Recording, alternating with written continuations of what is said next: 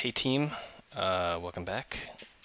I'm going to show you today how to set up a complicated tool with a series of tutorials to make this tool, which is pretty complicated, it will simplify its hierarchy so that it's easier to texture and keeps control over the file size.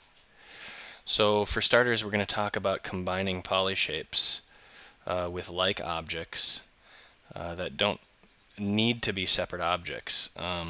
In this case, you can see this tool has a few functions, has these handles that when squeezed activate these two scissor objects which move these jaws down in parallel with each other to squeeze together.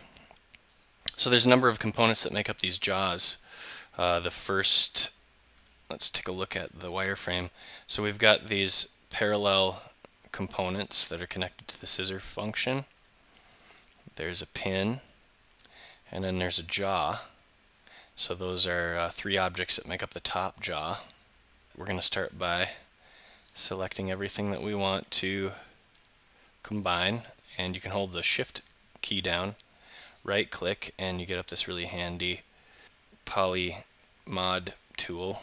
So I'm going to go to combine, and then I can actually delete history on this because I'm done with that. So I can do that by holding the Option or Alt key, the Shift and D.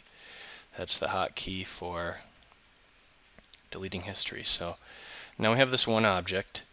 It'll make this tool easier to texture. So we'll go in and combine a couple other components.